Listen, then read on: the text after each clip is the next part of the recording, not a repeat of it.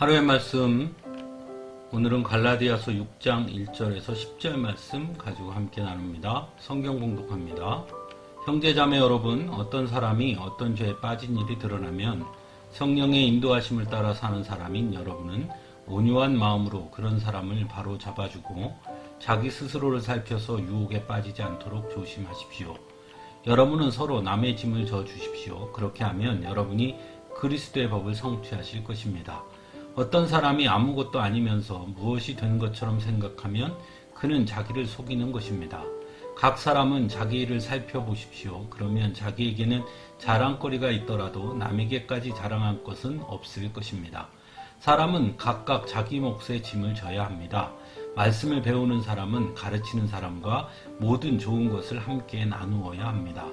자기를 속이지 마십시오. 하나님은 조롱을 받으실 분이 아니십니다. 사람은 무엇을 심든지 심은 대로 거둘 것입니다. 자기 육체에다 심는 사람은 육체에서 썩을 것을 거두고 성령에다 심는 사람은 성령에게서 영생을 거둘 것입니다. 선한 일을 하다가 낙심하지 맙시다. 지쳐서 넘어지지 아니하면 때가 이를 때에 거두게 될 것입니다. 그러므로 기회가 있는 동안에 모든 사람에게 선한 일을 합시다. 특히 믿음의 식구들에게는 더욱 그렇게 합시다. 아멘. 성경은 우리 인간을 죄인이라고 말합니다. 하지만 또한 예수 그리스도를 믿는 믿음 안에서 우리는 의롭게 되었다고도 말합니다. 그렇다고 우리가 완전한 의인이 되었다는 뜻은 아닙니다. 우리는 여전히 죄인이기에 하나님 앞에 설 수 없는 자들이지만 예수님의 십자가의 은혜로 의로운 자로 칭해 주셔서 우리가 하나님 앞에 설 수 있는 자가 되었다는 뜻입니다. 하지만 어떤 분들은 마치 스스로 완전한 의인이 되었다고 여기는 분들이 있습니다. 그래서 스스로가 아닌 언제나 다른 사람들만을 바라보는 사람이 있습니다. 다른 사람들을 정죄하는 일에만 열심인 경우가 있다는 것이죠.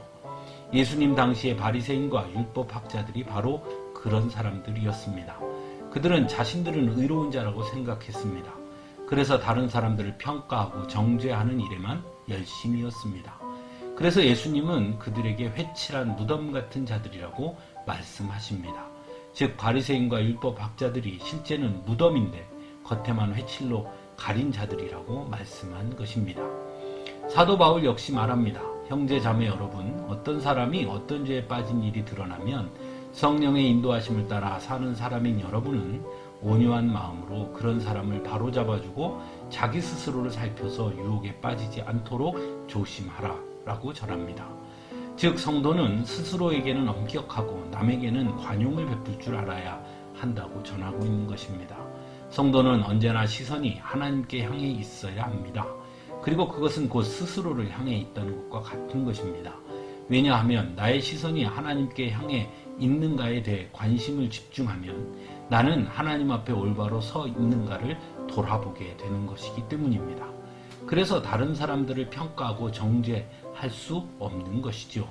그래서 어떤 사람이 아무것도 아니면서 무엇이 된 것처럼 생각하면 그는 자기를 속이는 것이라고 사도 바울은 전하고 있습니다. 각 사람은 자기 일을 살펴보십시오. 그러면 자기에게는 자랑거리가 있더라도 남에게까지 자랑할 것은 없을 것입니다. 라고도 말합니다. 또한 자기를 속이지 마십시오. 하나님은 조롱을 받으실 분이 아니십니다. 사람은 무엇을 심든지 심은 대로 거둘 것입니다. 라고 권면하고 있습니다. 한 발 더 나가 서로 남의 짐을 져주라고도 권면합니다. 그것이 곧 그리스도의 법을 성취하는 방법이라고 전하고 있습니다. 하지만 그 일이 결코 쉬운 일은 아니라고 말합니다. 그래서 선한 일을 하다가 낙심하지 맙시다.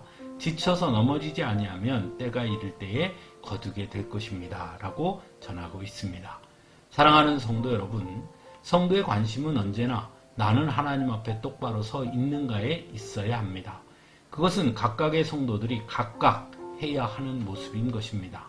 어느 누구도 남을 대신해서 하나님 앞에 설 수 없고 또한 판단할 수도 없는 것입니다. 사람을 판단하시는 분은 오직 하나님뿐이라는 것을 기억할 수 있어야 합니다.